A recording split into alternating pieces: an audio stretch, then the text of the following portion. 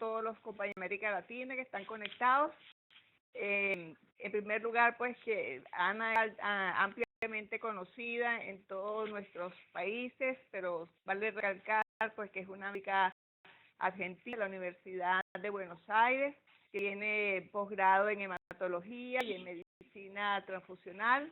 Además ha hecho muchos cursos como el postdoctoral, un fellow de postdoctoral auspiciado o respaldado por la Organización Panamericana de la Salud allá en los Estados Unidos, una parte en el MD Anderson y otra parte en la Cruz Roja Americana.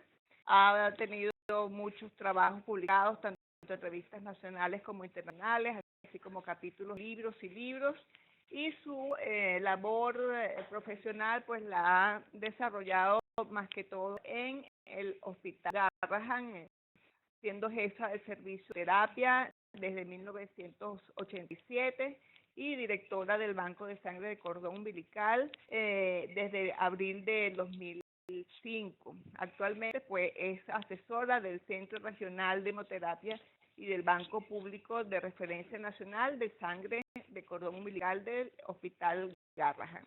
Allí pues hizo numerosos proyectos que puso en muy buen nivel a este servicio de esta institución, y con relación al CIAM pues nada más que fue fundadora del Grupo Cooperativo Americano de Medicina Transfusional, siendo la primera secretaria que trabajó en conjunto con el doctor Linares para llevar a cabo pues todo esto que hoy en día tenemos.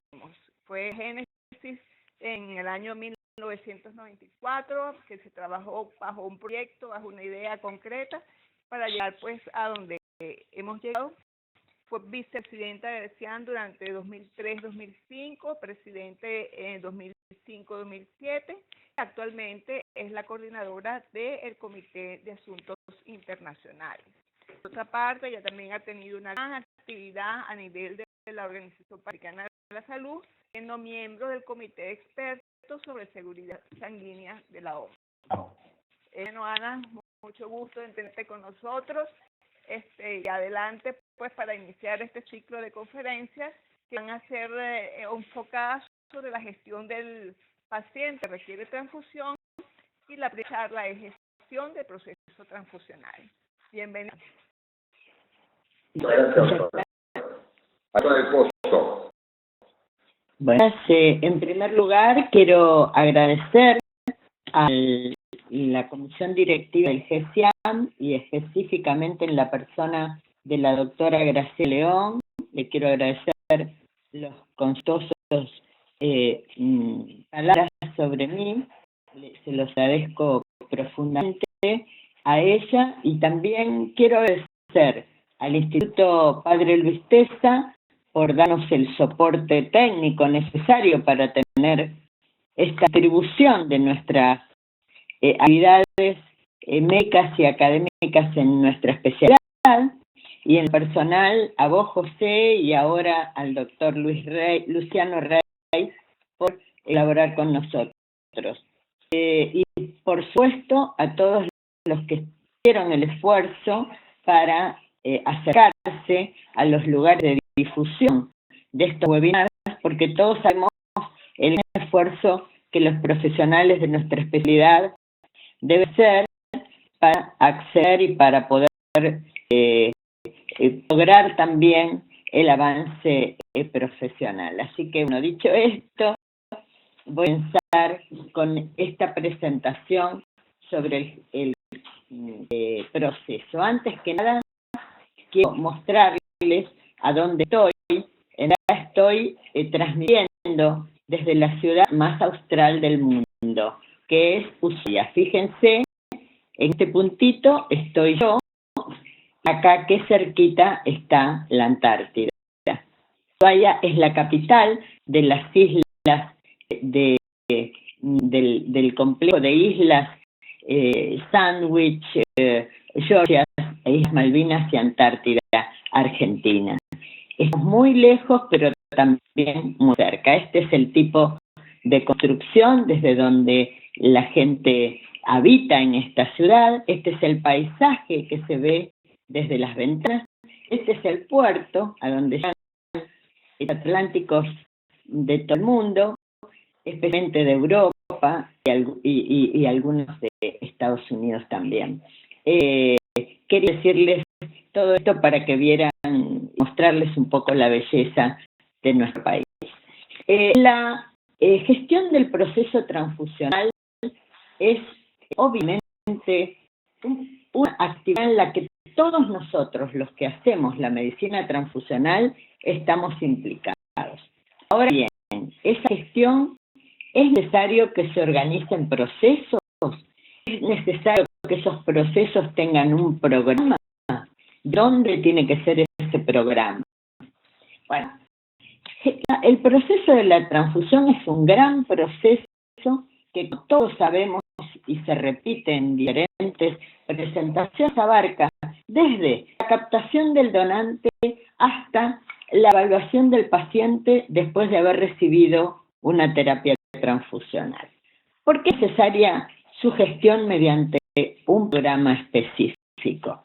Es necesario precisamente porque ante la percepción de esta actividad de grandes baches en su gestión, ese proceso que se hace en el donante y que termina en la evaluación del paciente, en muchos países, probablemente motivados y desencadenados por la pandemia del SIDA, como sucedieron tantas cosas entre especialidades, iniciaron, por ejemplo, en el año 1993 en Francia, un programa de hemovigilancia, consecuencia de los graves problemas que tuvieron los franceses con el VIH, y dejaron un programa que incluye, le llaman hemovigilancia, pero incluye la gestión del riesgo y la gestión del proceso de la transfusión. Fíjense que ellos prepararon expertos, que en general son médicos, llamados hemobiólogos, que cubren alrededor del 95% de las transfusiones. Son profesionales que están ocupándose en los hospitales de la indicación transfusional, la supervisan y la aprueban o desaprueban. Ese programa de vigilancia había dado como consecuencia la detección de errores transfusionales muy serios y con un alto grado de imputabilidad. Por eso, desde el año 2006 en Francia, se llama gestión de la transfusión y hemovigilancia. Desde 2006 es obligatorio, es fiscalizado y reconoce los criterios y normativas de la Unión Europea. Simplemente en el año 1996 y como un programa voluntario surgió en el Reino Unido el SHOT, que también es conocido por todos ustedes, como que el 75% de eventos informados se asociaron con la administración del componente equivocado, y no de infecciones transmisibles por transfusión o de grupos sanguíneos no realizados. No con la calidad del producto, sino con la calidad del proceso. Por eso, el Sistema Nacional de Sangre del Reino Unido toma información y desarrolla un programa basado en el eslogan que es sangre correcta para el paciente correcto en el momento correcto. O sea, no dejando de lado, por supuesto, que tenemos que tener productos seguros, pero además debe darse al paciente correcto en el momento apropiado. En 1998 hasta el presente gestionan un programa oficial que es del Sistema Nacional de Salud y que desde 1999 de circulares que, por ejemplo, determinan que el Comité Hospitalario de Transfusiones es obligatorio, que se debe contemplar en todo caso que fuera posible el uso de sangre autóloga, tanto por propósito como por recuperación intraoperatoria de sangre, y en el año 2002 concretan aún ese programa que se llama Mejor Transfusiones en el Reino Unido. Si ese programa de mejoras de transfusiones en el Reino Unido al 2009, hacen una auditoría que muestra que 15 a 20% de las indicaciones de glóbulos rojos, 20 a 30% de las de plaquetas eran inconsistentes. ¿Qué quiere decir eso? Que estaban atadas con las guías que, por otro lado, son de fuerte recomendación nacionales en el Reino Unido. Bueno, se hace un desarrollo más fuerte y se plantea la necesidad de lo que se llama en inglés el Patient Blood Management, en castellano es la gestión del proceso de la transfusión. ¿Por qué considera el programa? Considera que es una unidad que se ocupe específicamente en los hospitales de gestionar la transfusión o la indicación de los pacientes candidatos y tome medidas para que cada vez menos pacientes sean candidatos a las transfusiones. En el Reino Unido ese programa del año 2012 es de cumplimiento obligatorio.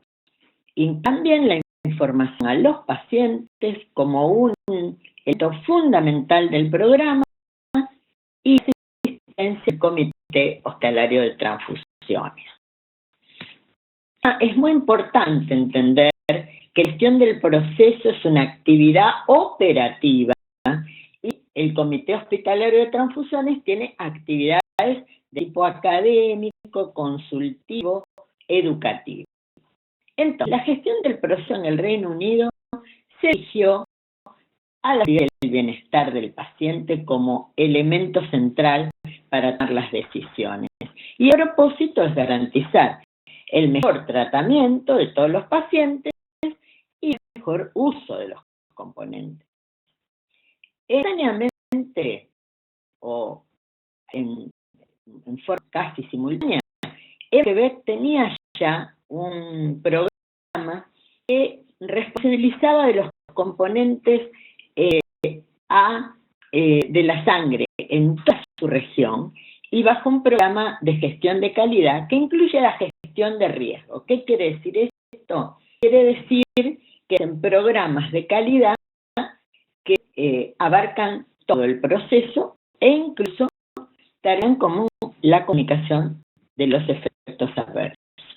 Ellos también consideran en EMAQUEBEC que el comité tiene la responsabilidad a nivel hospitalario de asegurar el cumplimiento de las guías que son internacionales porque han adoptado guías internacionales y los estándares de trabajo nacionales. El Ministerio de Quebec estableció un sistema por el cual los grados a nivel hospitalario de la gestión del proceso propiamente dicho, lo que se llamaba un oficial de seguridad sanguínea. Y un sistema con 45 oficiales ubicado en 20 hospitales que realizaban el 80% de las transfusiones de toda la provincia. Dos oficiales, uno con perfil no administrativo, técnico, vinculado más al servicio de transfusión, al hemoterapia, y una enfermera que también, dependiendo del servicio de terapia, trabaja en el afuera del servicio en contacto con médicos que indican, las enfermeras que infunden y los pacientes y sus familias. Los oficiales de la seguridad transfusional, por supuesto, tienen que estar formados. Generalmente ellos toman enfermeras profesionales y las capacitan en hemoterapia, en reacciones adversas, en epidemiología, estadística, por supuesto en garantía de la calidad, gestión del error basado en sus conocimientos y la comunicación de todas las actividades, lo cual es fundamental. Obviamente, para la forma de trabajo de lugares donde la enfermera ocupa un lugar muy importante en el banco de sangre, puede ser la potencial oficial de seguridad transfusional. Ya en algunos de nuestros países, un técnico de hemoterapia puede ser la figura clave para ocupar el cargo de oficiales de la seguridad transfusional. Y en general, lo que se hace es que la dependencia de este personal es del servicio de medicina transfusional, donde no hay servicios de medicina transfusional, como sucede en pequeñas en regiones de pequeñas ciudades, hospitales muy pequeños, dependen, por supuesto, del director del hospital. El esquema que ustedes luego van a poder visualizar con más tranquilidad de cómo se maneja en EMA Quebec. El EMA de Quebec se amplió y actualmente es un programa de todo Canadá.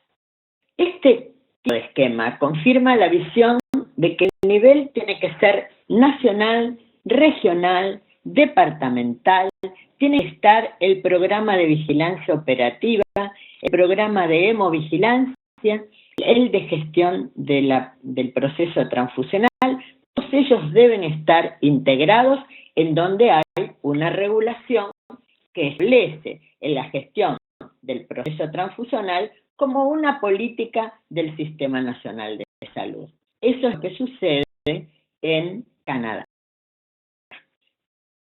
Las control de riesgo y la comunicación de eventos adversos deben estar establecidas en las políticas el más alto nivel de conducción. Fíjense, en Australia ya está muy avanzado, lo mismo dentro de la Autoridad Nacional de Sangre de Australia, tiene las guías del Patient Blood Management o de la gestión del proceso de la transfusión.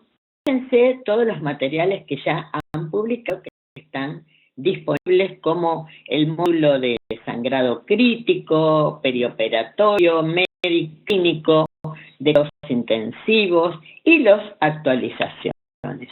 Vienen de nuevo el material como describen incluso dentro de la página de que trata el tema. Entonces, acá me gustaría marcar todos los contenidos del programa, los pueden encontrar en ese material, pero es muy interesante resaltar cómo nos destacan que los pacientes y su familia deben recibir información apropiada acerca de la terapia transfusional. No solo del consentimiento informado, sino de panfletos educativos y de los medios de comunicación. Y es importante para poder sostener esa red necesaria para tener programa nacional o jurisdiccional de gestión, que es un programa de educación para adultos, para todos los componentes de la red, siendo la necesidad de que haya un material bien diseñado y un personal dedicado específicamente. Y estos programas deben implementarse, los resultados deben ser evaluados para garantizar que se obtenga lo que esperamos de ellos y por supuesto son necesarios. Referir a los Estados Unidos y cómo llegaron a un poco más tarde que otros países, a la gestión del proceso de transfusión. Fíjense ustedes, el CIC, en el año 2002, recibió el premio Emily Cooley, y él había publicado en el año 2001 cuál es un trabajo muy importante sobre cuáles eran las limitaciones de desarrollar en los Estados Unidos un programa de gestión de la calidad del proceso transfusional, cuando en realidad estaba ya no solo en Estados Unidos, sino los programas de hemovigilancia, tanto del Reino Unido, Canadá y Australia, que había, y una cantidad enorme de publicaciones, que había un riesgo que no solo estaba relacionado con el producto que se transfundía, sino con todo el proceso y el control del riesgo de todo ese proceso. Él plantea que duramente que el complejo médico industrial de los Estados Unidos era barrera para implementar esos de gestión transfusional. Eso lo dice en la ABB cuando le dan el premio Emily Cooley. Él llama la atención, a pesar de que el objetivo era disminuir los riesgos que incluían exceso de transfusiones sin indicación, esto pasara de esa manera. Y es que hay malos y buenos, no hay malos y buenos. Se piensa de una manera o se piensa de otra, se esta literatura o se lee la otra, lo importante es escuchar todas las voces para poder integrar el pensamiento. En realidad, lo que solamente era una competencia de recursos financieros. Por ejemplo, fíjense ustedes, mencionan en esa conferencia y en su trabajo que había habido un rechazo de implementar un mecanismo para identificar pacientes cuando SASA había publicado la cantidad de muertes por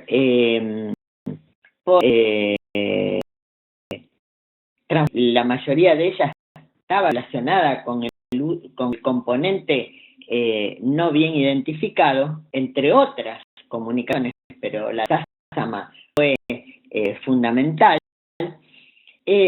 Rechazan un pedido del sector de medicina transfusional de identificación de los pacientes y le adjudican fondos para hacer estudios muy complejos de inmunomatología que no eran fundamentales. Uno puede tener diferentes opiniones, pero eso es lo que el doctor Sick plantea como creencia en los recursos financieros y por lo que no se avanzaba en esto. Sick dice que el corazón de este programa tiene que tener la identificación, la resolución y el monitoreo de las debilidades que van a prácticas transfusionales no seguras. Hoy, 2 años después de esa conferencia, el CISTUD ha generado una disposición dirigida a los proveedores de servicios de salud en los Estados Unidos y a los directores de hospitales, donde recomiendan considerar todas las intervenciones de la gestión del proceso transfusional, llamado por ellos Patient Blood Management. Es antes considerar que hoy día la Joint Commission, que es una entidad de mayor prestigio de acreditación en los Estados Unidos y cuya acreditación se requiere para tener fondos de Medicare, de Medicaid y de muchos seguros, lo cual es económicamente muy importante, exigen cumplir 7 puntos del Patient Blood Management, que están muy bien delineados, entre los cuales está cuál es el índice de estudio de la anemia que se hace en el perioperatorio sobre el número total de transfusiones. Le exigen un número determinado para ver que están haciendo una gestión apropiada de los pacientes. Bueno,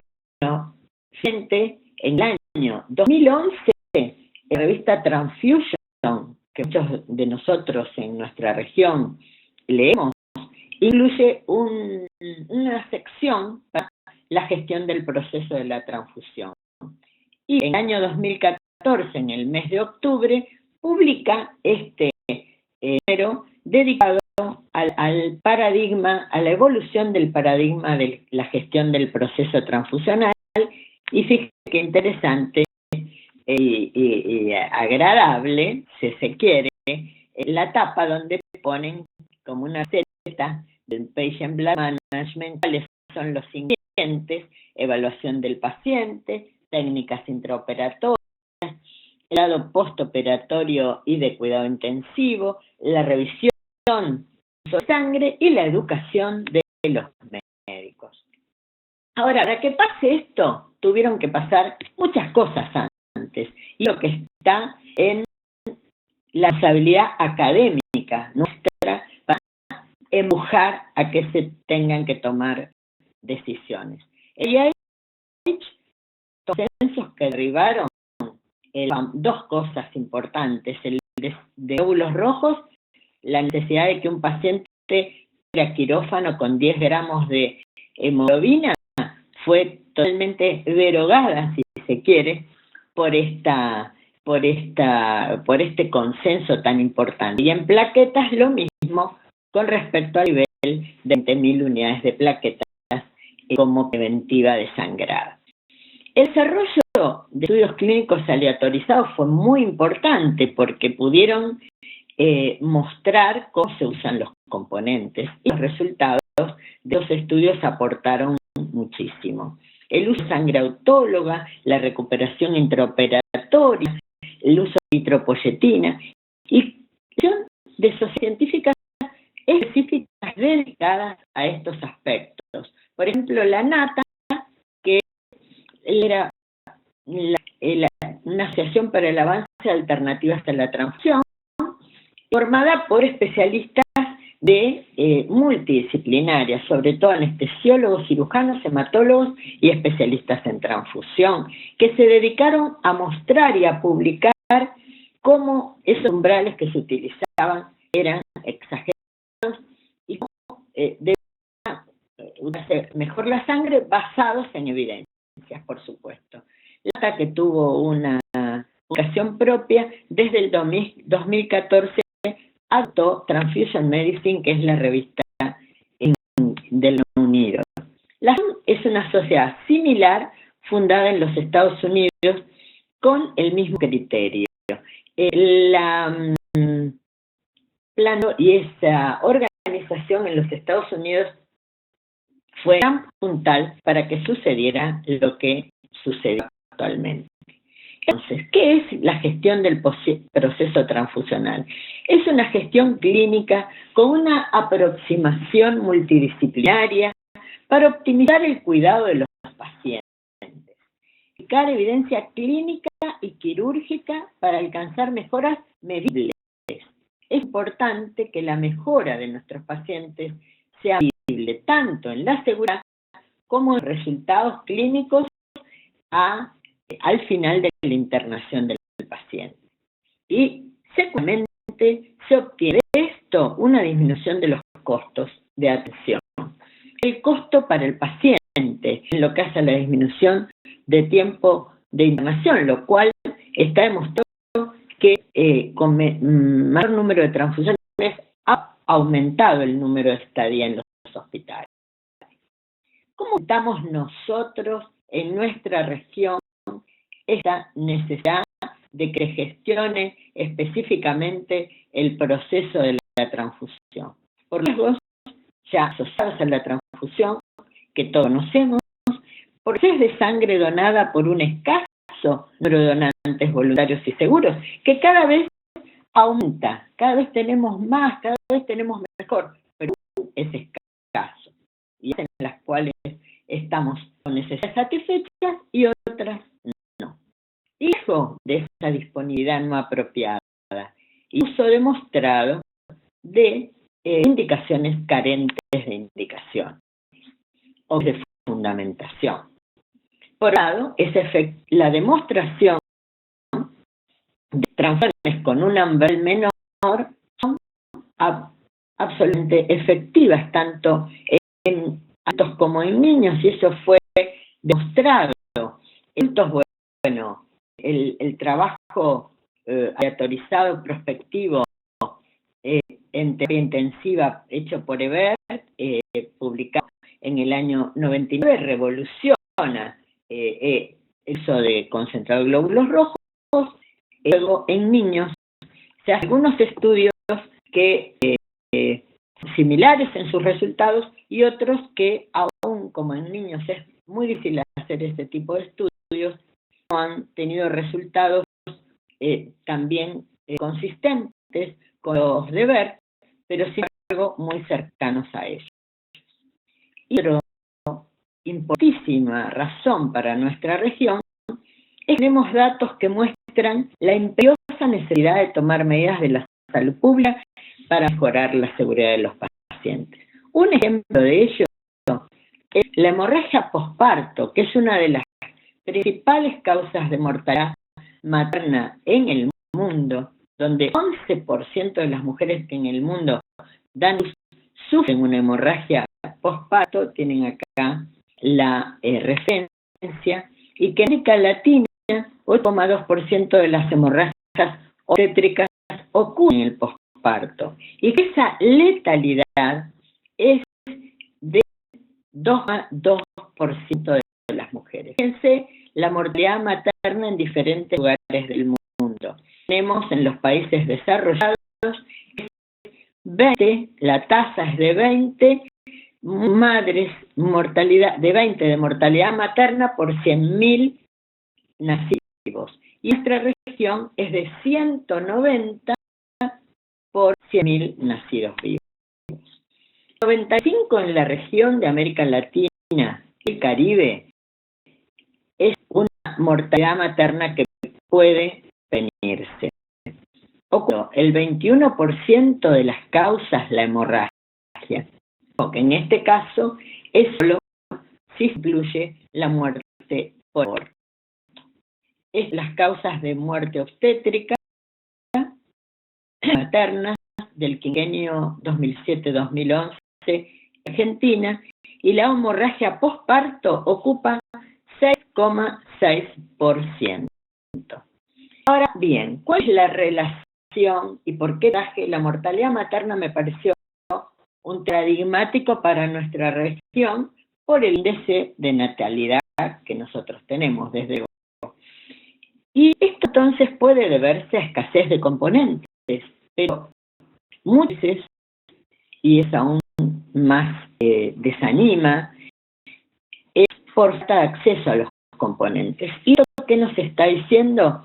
Que no hay una deficiencia en la gestión de la provisión de los productos en tiempo y forma. Esto de el producto correcto al paciente correcto en el tiempo correcto, creo que es algo que deberíamos tomar también como lema para permitir el acceso a todos los pacientes en regiones alejadas.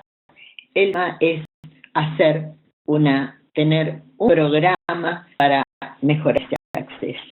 ¿Y por qué es tan importante? Porque mientras tenemos disminución del acceso, según la información brindada por OPS-OMS en 2011, casi 800.000 unidades de sangre fueron descartadas de glóbulos rojos por vencimiento. Y eso representa una pérdida de casi 45 millones de dólares. No solo es la pérdida monetaria, desde luego, hay un problema en la utilización, porque mientras mueren madres porque tienen sangre para ser transfundidas por problemas de acceso, tenemos 8.000 unidades que son descartadas. Entonces, ¿qué cosa nos llama la atención? Y tenemos probablemente que desarrollar más fuertemente debilidades, que son las escasas comunicaciones que tenemos acerca del uso de la sangre y sus componentes, la información sistematizada acerca del funcionamiento de los programas de garantía de calidad. Esto es muy importante porque, por ejemplo, la OPS cuenta con una información acerca de los programas de calidad que tienen los países. Cuando hay la información que se le da a OPS, los países dicen cuándo tienen o no tienen programa de calidad. Sin embargo, no hay resultados de esos programas y no hay publicaciones de la información de OPS de esos programas de garantía de la calidad o de control de riesgo o manejo del riesgo. Creo que eso quiere decir que no existan. Son pocos, son muy escasas las comunicaciones sobre ese tema. Falta de información sistematizada de cuáles son los eventos adversos en la producción de componentes y en los pacientes. Esto es algo que tiene que ver, con la falta de todo un sistema, porque la vigilancia es un elemento del sistema, pero es necesario que sea un sistema integrado, manejo y control de riesgo, como el que tiene el sistema francés. Esto es un proceso entonces que tiene un programa suprahospitalario o puede ser hospitalario, que cuida al paciente como centro, que se ocupa de la disposición de productos, de las indicaciones, de la eficacia, efectividad, de los costos, y cómo extra tiene que armar una red virtual, una red concreta y virtual de áreas de salud en más alto nivel, institucionales en los hospitales, centros de transfusiones, comité hospitalario de transfusión, unidades médicas que piden transfusiones, y todos los participantes del proceso de la transfusión, como por ejemplo enfermeras, personal administrativo y por supuesto muchas veces personal de transporte, pacientes y sus familias.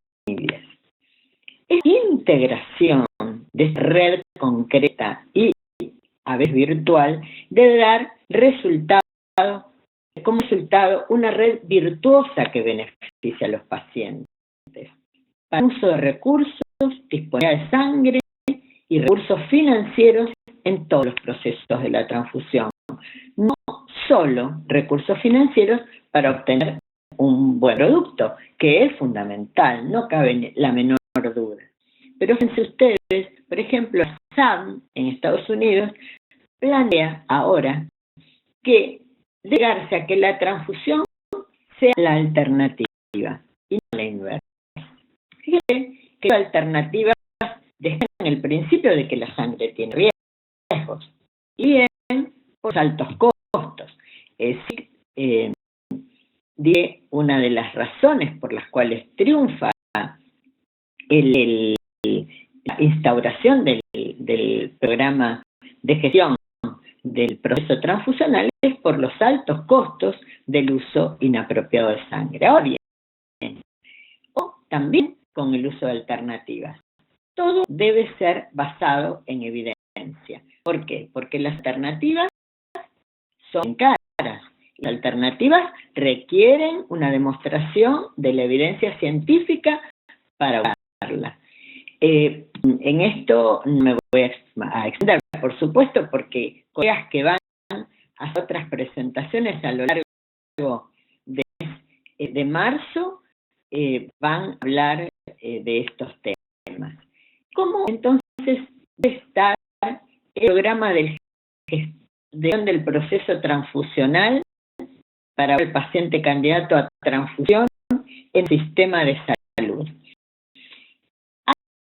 El Programa Nacional de Sangre debe diseñar y ejercer la gobernanza del programa.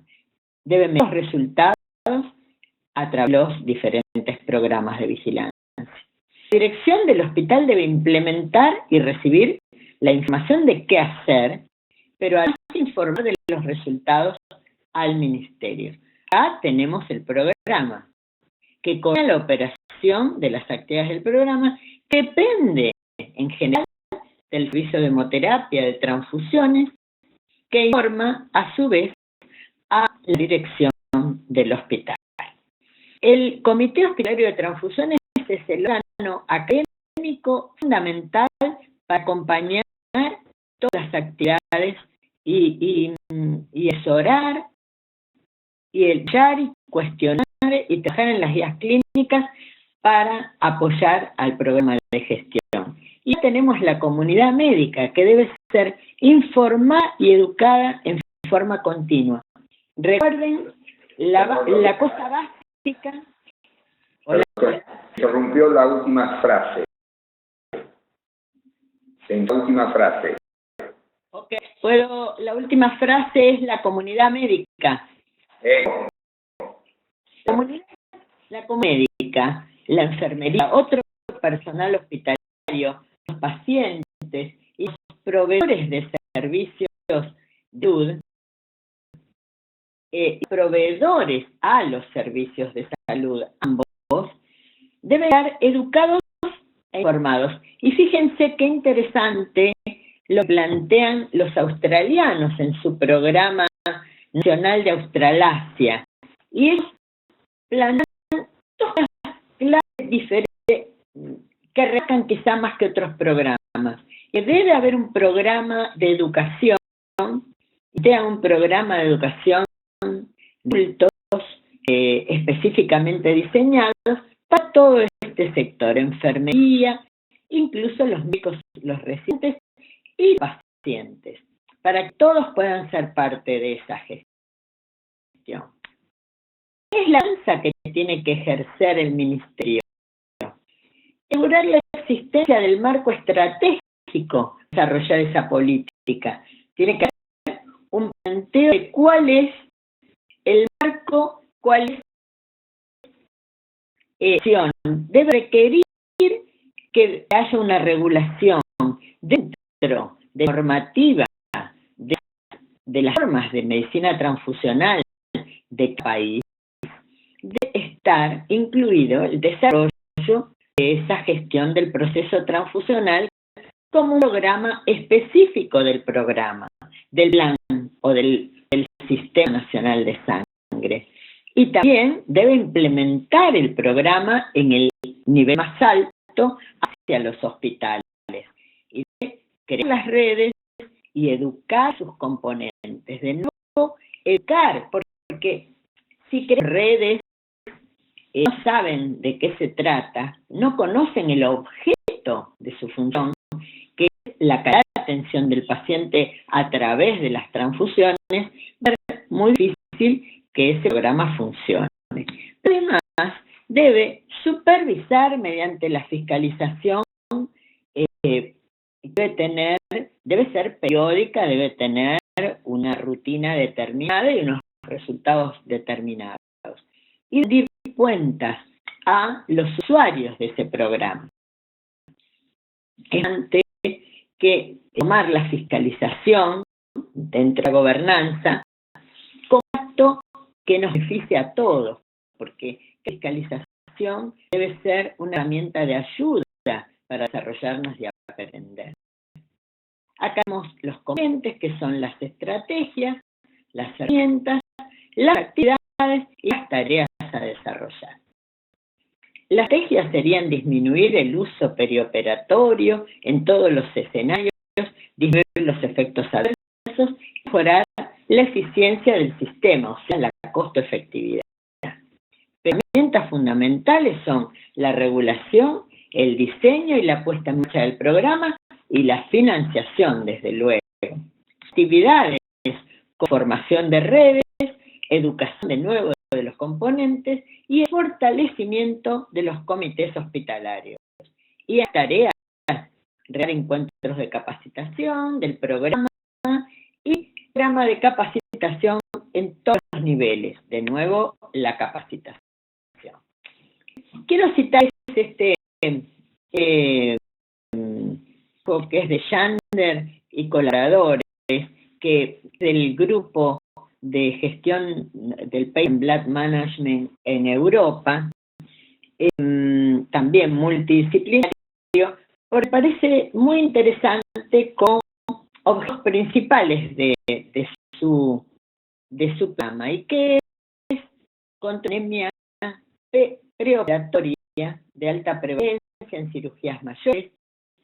Y es interesante, nosotros en nuestro hospital, como tenemos muchos problemas para establecer, para votar en el 89, el umbral de hemoglobina de 10 gramos, logramos establecer un contraoperatorio de la anemia en pacientes con cirugías que podían requerir sangre, con una acción clínica, y es excelente porque se suspendieron muchas cirugías, se suspendían las cirugías y se cambiaba el turno quirúrgico a que el paciente alcanzara las hemoglobinas necesarias para llegar a la cirugía. Con lo cual se evitaban transfusiones y, por supuesto, morbilidad de los pacientes. Y también tener en cuenta que, como ya lo venimos diciendo, la transfusión no está exenta de problemas y debe minimizarse su uso. Y esta detección de la minimización de las pérdidas de sangre son las estrategias clave, y eso es para todos los programas. Encargado de utilizar estrategias multidisciplinarias y multimodales e individualizadas con el propósito de minimizar las transfusiones de glóbulos rojos y de otros componentes, minimizando los resultados. Está el esquema del nivel hospitalario, el responsable del programa de gestión está en el centro, el tratante y el resto está totalmente conectado, el paciente, el servicio de transfusiones y el comité hospitalario de transfusión. Proceso centrado en el paciente. El médico toma la decisión de transfundir basado en el paciente, su situación, en la evidencia, en las guías clínicas, en su hospital esa actividad, cita el componente, realizan las pruebas, lideran la unidad, administran la transfusión y de nuevo tenemos al paciente y luego tenemos acá el monitoreo del paciente como todos los componentes del proceso. El Garrahan en el 89 tenían de que se estaba utilizando mal o apropiadamente las transfusiones de sangre. Y necesitamos una revisión de historias clínicas. ¿Contra qué? En realidad era muy difícil en esa época. Tomamos el censo del NIH como referentes y, por supuesto, algunos elementos que tenían que ver con los registros, las historias clínicas de los eventos transfusionales. Y logramos, al entrar mediante esa revisión de estas clínicas, que realmente había prácticas transfusionales que no eran aprobadas, se conocimos a la dirección del hospital y que formaron un comité del cual nunca habían oído hablar en su vida, que es el Comité Hospitalario de Transfusión. Se realizó revisiones en forma periódica, auditorías concurrentes. Esto nos permitió tener en el servicio médico que dentro del sector de transfusiones, además de todas las actividades hematológicas y clínicas, debía revisar todos los pedidos de transfusión y trabajamos para desarrollar guías en el uso de componentes, que al principio obviamente fueron tomadas de guías de otros países, no basadas en la evidencia. Y publicamos dentro del hospital de un material que puso Fundación Garrahan los criterios de diagnóstico y tratamiento de la anemia y uso incluso de procedimientos de aféresis y de aféresis, educando continuamente a médicos, enfermeras y profesionales. En el año 2003 esta actividad se dedicó por el hospital en general, todo programa, desarrolló programas de calidad de atención pediátrica, también centró en la calidad de atención del paciente y desarrolló en todas las especialidades guías de manejo de pacientes, guías de uso de tecnologías de diagnóstico y tratamiento. Dentro de esas guías están las guías para el uso apropiado de la sangre basado en evidencia científica y clínica que desarrollamos primero dentro del hospital. En los programas de educación para el manejo de los pacientes nos solicitaron que desarrolláramos el manual de administración de la transfusión. Es un librito que algunos de ustedes ya conocen porque lo hemos compartido con algunos países de la región. Es un manual que nos dio muchas satisfacciones dentro del hospital porque mostró la utilidad de capacitar a médicos y enfermeras. Estas guías fueron adoptadas por la Sociedad Argentina de Pediatría. Entonces decidimos que ponerle a Asociación Argentina de Hemoterapia un programa para desarrollar guías de uso apropiado de la sangre, entendiéndolo como un concepto que no solamente tenía que ver con guías, sino que contenía también basadas en evidencia clínica y científica, sino también tenía que contener aspectos relacionados con la implementación de esas guías, con la evaluación de la implementación y con el proceso de la transfusión. Esto como resultado de una publicación de un grupo multidisciplinario y la publicación de las guías a las cuales todos pueden tener acceso, porque esta lista de las guías tiene acceso libre de la Asociación Argentina de Hemoterapia e Inmunohematología, que las publicó en el año 2007. Ahora, para terminar y para respaldar un poco toda la actividad de gestión del proceso transfusional y de experiencia que nosotros podemos compartir de los que trabajamos en el Hospital Garrahan, es que la gestión del proceso transfusional comienza con la calidad de la sangre que vamos a transfundir, bien que a la vez comienza con la calidad de los donantes que nosotros vamos a aceptar, calidad en cuanto a características de donantes, sobre todo donantes voluntarios, no remunerados y no de reposición. En realidad, desde el año 2011 quiero felicitar al equipo de la doctora Cooperman.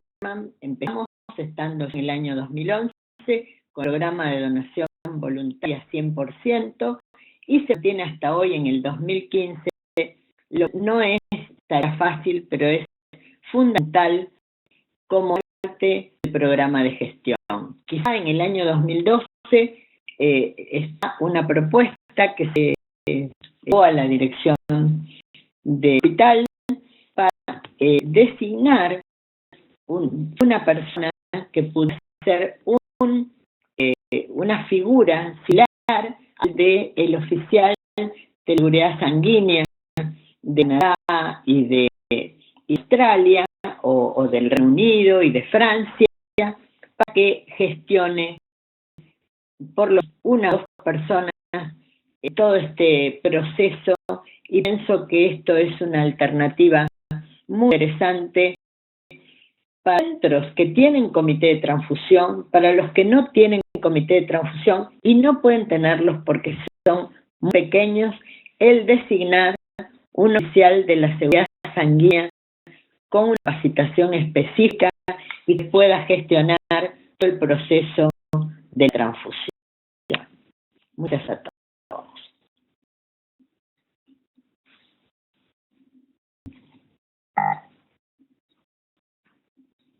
Doctora, vamos a abrir entonces la ronda de preguntas. Recuerden todos los participantes que es a través del chat las preguntas.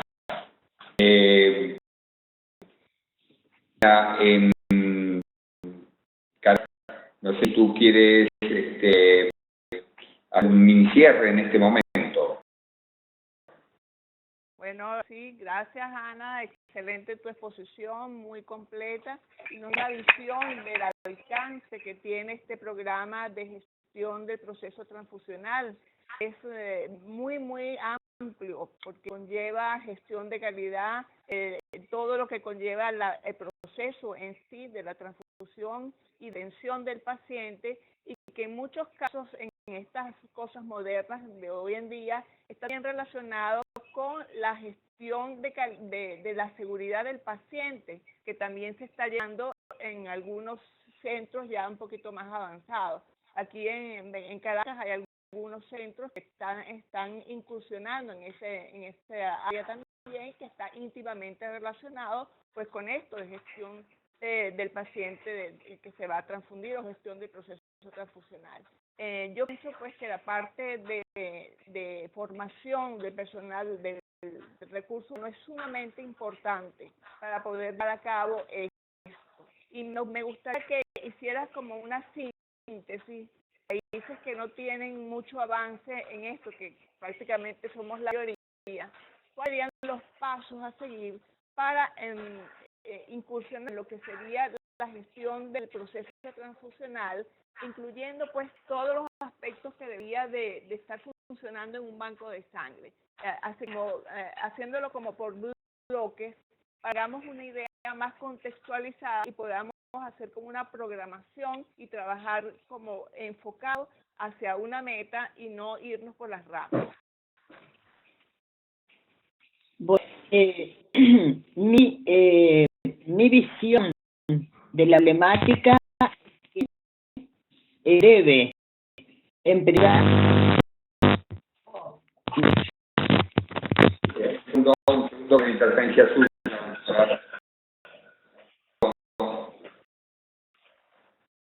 Por favor, no abra el micrófono. Agradeceré a la gente de Paraguay no abrir el micrófono. Gracias. Adelante, doctora, disculpe. En realidad, el primer paso es que los especialistas, los hematólogos y los hemoterapeutas están a cargo de los servicios de transfusión, los servicios de medicina transfusional en los hospitales, comprendan que esto es importante, comprendan que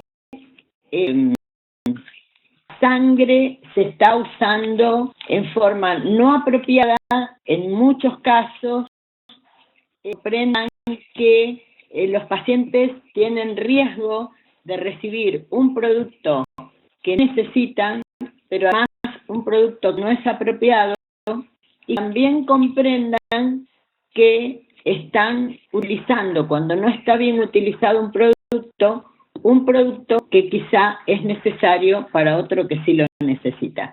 A partir de ahí que surgir el compromiso de motivar el desarrollo de esta gestión, porque de hecho la gestión la hacemos todos.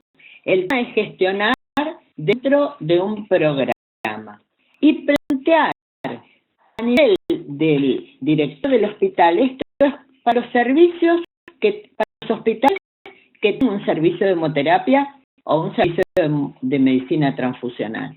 Plantear a la dirección la necesidad de que personal, que puede ser una enfermera, un hemoterapista, un técnico de hemoterapia, capacitarlo para que realice toda esa gestión. ¿Qué quiere decir esto? Bueno, ocúpese de desarrollar un consultorio de detección de la anemia preoperatoria.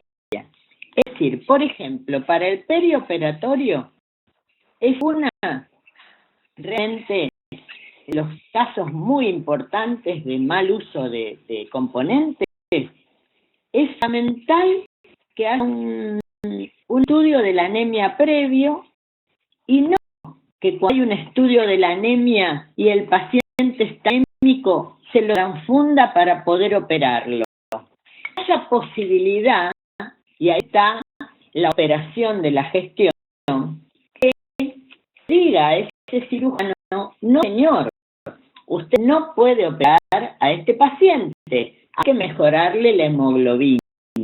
Y eso se puede hacer a través de establecer una persona que tiene que estar empoderada y que tiene que tener la autoridad para decirle al cirujano que no puede operar a esa persona, a menos, por supuesto, que se trate de una emergencia clínica, como puede ser un A o cualquier indicación específica. Pero las cirugías selectivas no pueden ser llevadas al quirófano con anemia. No fundirlas para llevarlas al quirófano, ni llevarlas a un quirófano con una hemoglobina que, dada la pérdida estimada, va a ser transfundido seguramente. Esa es una de las estrategias. Pero también la estrategia del uso de las alternativas en la emergencia, tanto emergencias obstétricas, el uso de solución salina como expansor, u otras alternativas en la emergencia obstétrica o en la emergencia traumatológica. Es decir, estrategias que van desde lo administrativo hasta lo operativo. Tienen una cantidad de actividades que contienen conceptos clínicos. Por eso debe haber un trabajo de la red que nosotros concebimos que tiene que tomar estas decisiones, que emperar al responsable de la gestión del proceso transfusional. Tiene reglas. Eso es, por supuesto, lo básico. Y si desde el Ministerio de Salud, que es lo ideal, se para dentro de las normas transfusionales de cada país, que la gestión del proceso transfusional es una actividad del programa y que es obligatoria para los hospitales, como lo hicieron en el Reino Unido, esto facilitaría obviamente las cosas, pero todo necesita recursos y por eso lo planteé en mi posición. Es necesario, si a nivel municipal como si fuese a nivel hospitalario, se necesita recurso humano y recurso financiero para que esto funcione. Nos aclara esto un poco el PAMA. Obviamente, sobre la operación de esto hay mucho para hablar. Mucha doctora, muy claro.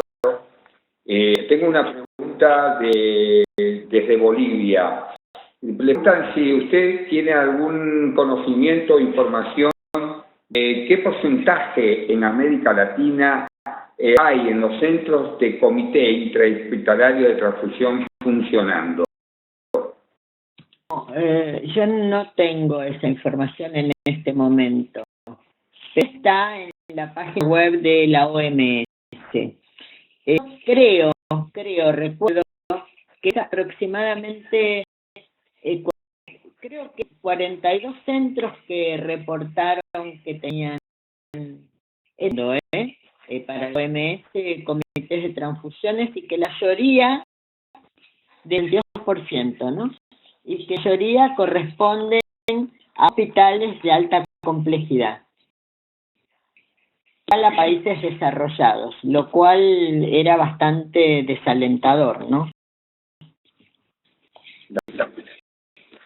De Buenos Aires le agradece la exposición a la doctora Góngora y le consulta si considera que la guía de tromboelastografía en sangrados importantes ayuda a reducir las transfusiones de plasma y plaquetas.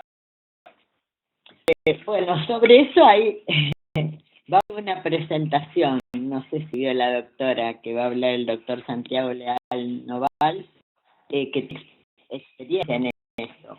En realidad, yo creo que cada vez está más difundida la unidad de la tromboelastografía. Yo me inclino a pensar que es un elemento que aporta mucha utilidad y creo que debe ser incorporada. Es un viejo método que por supuesto mejoró en la calidad en los últimos años, que es asistida por muchos hematólogos, pero personalmente creo que sí, que va a reducir el uso. A mí personalmente yo soy muy optimista en ese sentido. Tenemos hasta el momento más preguntas. Hacemos claramente su tiempo, haberse conectado de tan lejos, porque si para Buenos Aires es lejos, imagino lo que lejos es para el resto, o lejos estamos nosotros de allí. Y bueno, por supuesto, como siempre, queda abierta la posibilidad que los colegas nos realicen preguntas y supongo que ustedes, si se las mandamos por el correo electrónico, no tendrán problema en contestárnoslas y podemos ponerlo en algún foro de la web del GESIAM. Si usted está de acuerdo, doctora. Sí, puesto, y gracias a todos por estar ahí presentes y hacer preguntas. Muchas gracias. Bueno, realmente también les quiero agradecer a todos los colegas, amigos de América Latina que se han contactado hoy, que han hecho un tiempo para contactarse. Les recuerdo lo que les dije al principio, corto con ustedes y me van a bajar el link para poder cargarlo en la página web a nuestros diseñadores y que ustedes todas las veces que quieran puedan consultar. Doctora le está agradeciendo desde Honduras su excelente presentación y gracias. Me pregunta cuando tenemos el link está saliendo ahora cuando terminamos la conversación, que se la estoy mandando a Carlos Varilla y por supuesto a ti, Graciela. ¿Alguna cuestión más? Por favor, por chat únicamente. Veramos entonces. Muchas gracias, que tengan una buena tarde y nos encontramos próximamente, si Dios quiere. Bueno, a todos ustedes. Adiós. Adiós. A mí espero entonces que cierren sus páginas para poder yo cerrar la transmisión.